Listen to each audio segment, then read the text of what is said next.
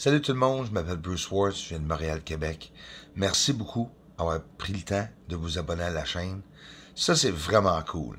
Voir sur le sol quelque chose se promener comme ça, qui sort de déjà un coin très illuminé, hein?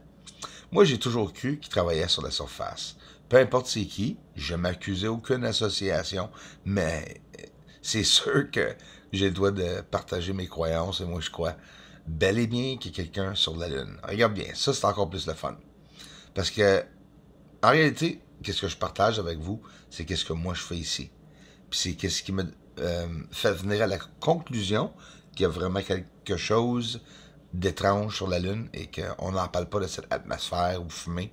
Regarde, quand on avance plus vite et on avance-recule, on voit vraiment que c'est continuel. Il y a toujours une ligne de fumée qui descend sur le long de cette montagne, peu importe.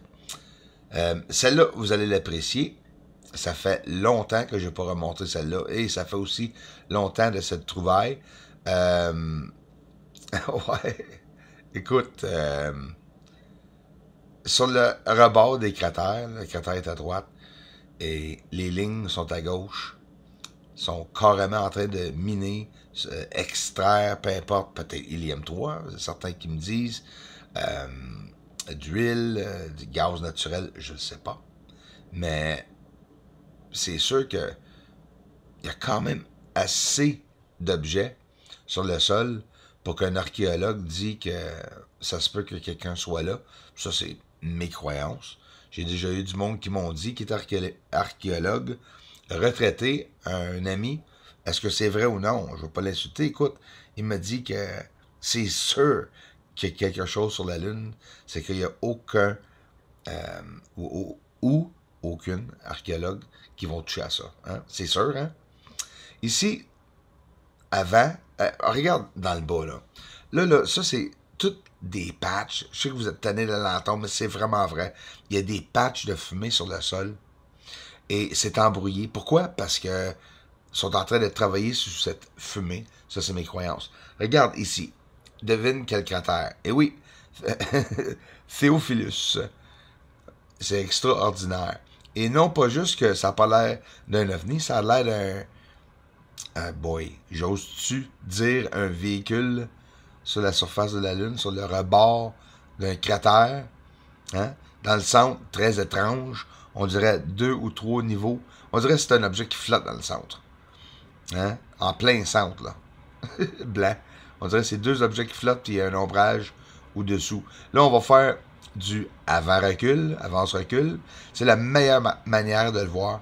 Puis j'ai mis le cercle là en même temps pour que vous voyez que c'est pas le télescope qui bouge, ni l'écran, c'est vraiment l'objet dans l'image, dans le vidéo qui se tasse à gauche et à droite. 2 niveaux de quelque chose qui viennent à une pointe fumée au bout en même temps. On voit souvent ça. Hein? Que ce soit fumée, atmosphère. C'est sûr qu'entre la Terre et ici, il y a beaucoup, un peu de dérangement, là, mais... Merci aux nouveaux abonnés. J'ai ma chaîne Source Bruce Caesar. Vous pouvez aussi regarder. On est rendu à 75,5 000 personnes.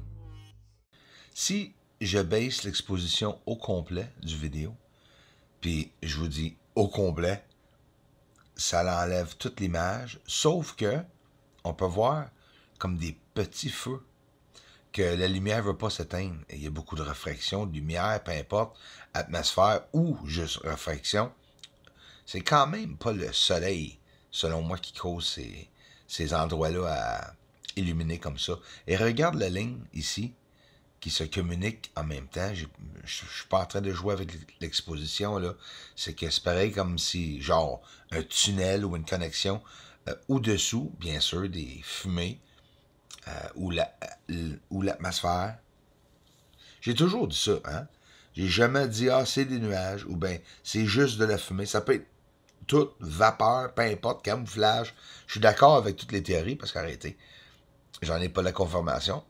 Pas grave, c'est quand même super intéressant de voir ça, un ovni ou une créature biologique ou une entité au-dessous des nuages sur la Lune qui se promène pareil comme un poisson dans la mer. Intéressant, hein? Tu verras pas ça partout, c'est sûr et certain. Il y en a beaucoup d'endroits comme ici sur la Lune, près du marais Serenitatis, et tout près de Archimède, juste à droite, Autolycus, Cyrillus, que tu vois aussi, que je vais parler aussi. Regarde bien qu'est-ce qui va apparaître, le cratère bleu juste au-dessous. Je vais mettre une indication en même temps. Je vois un carré ou rectangle, puis vous le voyez comme moi, j'espère. Sur le rebord du cratère, on peut aussi voir quand même le cratère au-dessous. Et oui, à droite, dans le marais Serenitatis, nous voyons plusieurs endroits, incluant le rectangle que je vous ai montré, des trous dans la surface, on dirait. Ça fait plusieurs années qu'on entend tout le monde parler des chemtrails et comment est-ce que c'est pas normal, comment est-ce que c'est fait par exprès, qui arrose en grillage. Ça, ici, c'est carrément au-dessus de ma maison. V'là un an. De plus en plus, les chemtrails s'empirent. Puis laisse-moi vous dire quelque chose. Dans l'hémisphère nord, c'est où il y a un trou entre les deux champs magnétiques chaque bord de la planète. Ce qui veut dire que, selon moi, pendant que vous regardez les chemtrails, selon moi, les ovnis qui arrivent à la Terre, qui sont pas de la Terre, autrement dit de la Lune ou ailleurs, je suis quasiment sûr et certain qu'ils rentrent par l'hémisphère du Nord et ou l'hémisphère du Sud. La même place où ce que les tempêtes magnétiques du Soleil, les rayons solaires, autrement dit, c'est dangereux. Ils bombardent la Terre et ils peuvent entrer par le Nord et par le Sud.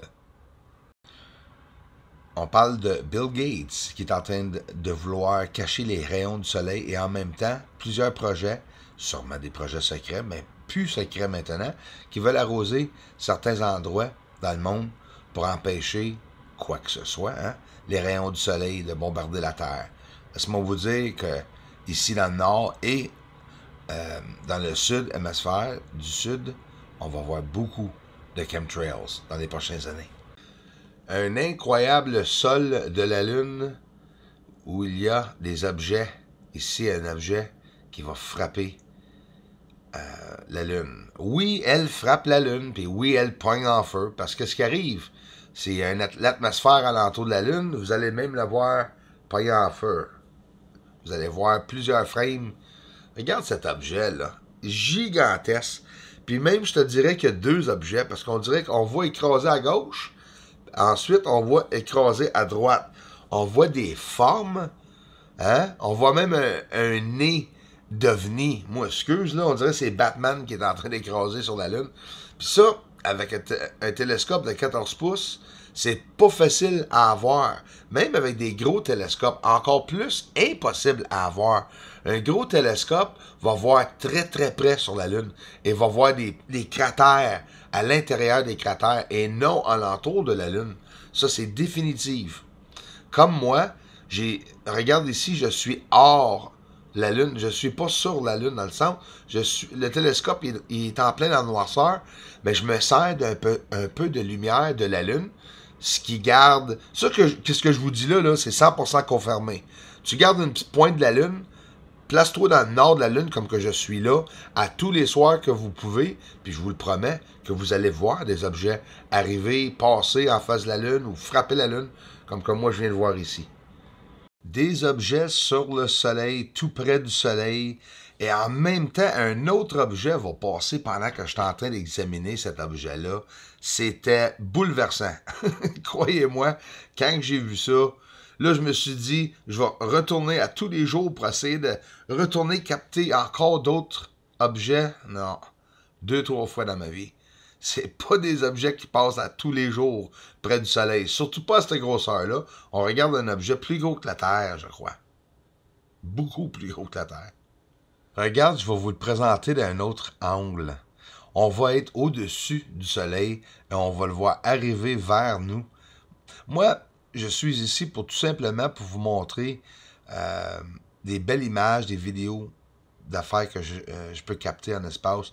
Et j'aime le présenter comme ceci pour nous émerveiller tout simplement. L'espace, c'est incroyablement intriguant, c'est mystérieux, C'est inconnu, tout ce qu'on peut voir. Mais là, on parle du X-22, le spy plane de la NASA. Pourquoi? Parce que je vous parle de l'aile de cet objet que, oui, j'ai vu un feu provenant de l'objet avant qu'il frappe le soleil ou qu'il passe devant le soleil, peu importe, mais l'aile est clipsée de cet objet. Puis il n'y a pas grand avion que moi j'ai pris dans ma vie que les ailes montent haut comme ça, comprenez-vous? C'est pas impossible de savoir si c'est un avion ou un spy plane. On a juste à regarder les caractéristiques.